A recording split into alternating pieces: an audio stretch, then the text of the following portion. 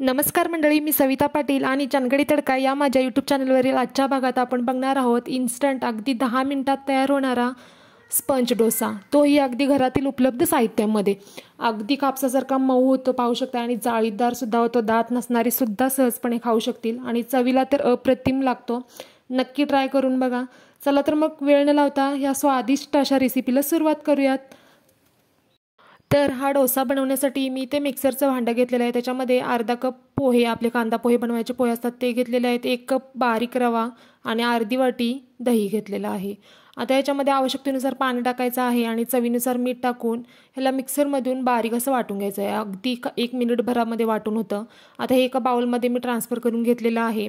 आता ह्याला व्यवस्थित मिक्स करून घ्यायचं आहे। गरज वाटल्यास थोडं पाणी ॲड करू शकता तुम्ही। मी तो थोडं जाडसर वाटलं बॅटर म्हणून थोडं पाणी टाकलेलं आहे।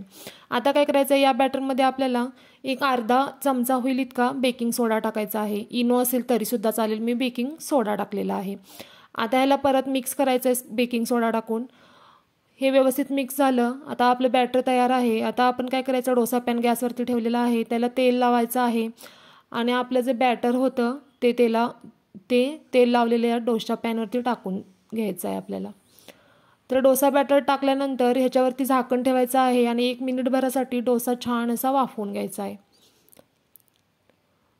तर 1 मिनिटभरानंतर झाकण काढलेलं आहे मी आणि पाहू शकता आपला जाळीदार असा डोसा छान असा तयार झालेला आहे आणि 1 मिनिटभरामध्येच बनतो बरं का, जास्त वेळसुद्धा लागत नाही। तर आपला हा स्पंज डोसा तयार आहे। अगदी झटपट होतं की नाही। तर मी हा तव्यामधून काढून घेतलेला आहे। अशाच पद्धतीने मी दुसरा डोसासुद्धा तुम्हाला बनवून दाखवते।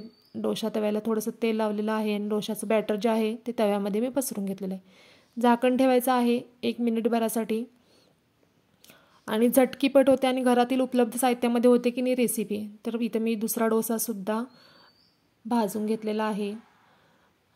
तर पाहू शकता अगदी कापसासारखे मऊ आणि जाळीदार असे आपले डोसे तयार आहेत आणि घरातील उपलब्ध साहित्यामध्ये आणि झटकीपट होणारी रेसिपी आहे। आणि काहीतरी नवीन खायचं असेल तर नक्की ट्राय करा। चवीला सुद्धा खूप छान लागते, चटणीसोबत पण छान लागते, चहासोबत सुद्धा छान लागते आणि नक्की तुमच्या घरातील सर्वांना आवडेल।